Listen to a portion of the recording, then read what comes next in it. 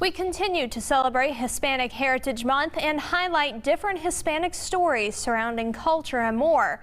Eñye Capian joins us from the interview set with a virtual interview with a Latina filmmaker who has built a reputation for shining a light on a sensitive and often ignored topic with extraordinary clarity, honesty, and humor. Hispanic Heritage Month is something that spans from September 15th through October 15th. But for Project Eñye creator and host of the Selfish Latina podcast, Denise Soler Cox, spreading awareness about Hispanic heritage and being a first-generation Eñye is a full-time, year-round job.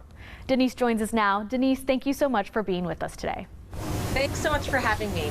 Of course, I'm so excited to have you. Tell me exactly what an Eñye is and how did you come up with this movement? Yeah, so and at my first kind of ideation of it, an Eñye is a person who is American born and who has at least one parent from a Spanish speaking country. And so as the project has evolved, that experiences this dual identity, anyone that feels ni de aquí, ni de allá, who feels pulled between their Latinidad and also their American side of themselves, should absolutely be able to consider themselves an Eñye. Amazing. And you kind of touched on it, but Latinidad, what is that? You know, as soon as I heard it, I related it to that scene from Selena where Abraham is talking to Selena and Avi in the van, and he's saying, you know, we have to be Mexican enough for the Mexicans and American enough for the Americans, and it's exhausting all at the same time, you know? So what is that to you? I actually remember exactly where I was when I watched that scene too, and I had already had the idea for the film, but I wasn't doing it. And I was like, oh my gosh, there it is, there's that moment. And it was so well described in this, in this fictional, or no, actually the biographical story of Selena. And how I define Latinidad is what we consider our, Latino. What do we, and all the pieces of it that we consider that identity, I guess, would be our Latinidad. And it's very individual. There is no right or wrong. And I think that's where we can get into trouble, is when we say, well, this is Latino and this is not, and this is Latino and this is not.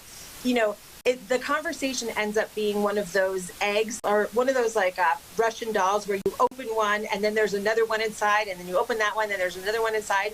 And I've made it my full-time job to talk about this for the last almost 7 years. It's really a fascinating topic.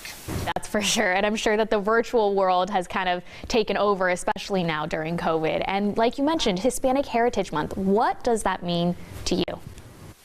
Well, it means that we get to be front and center, to put ourselves in front. And a lot of times we're kind of blending into the scenery, in my opinion, too much. But this month, which is funny because it's actually 2 months, but 30 days between 2 months, we kind of get permission to shine, and shine we must, because there's so many amazing things about being Latino, and we get to share that with everyone and anyone who's interested. So I do it 365, and I know a lot of other people that do it too.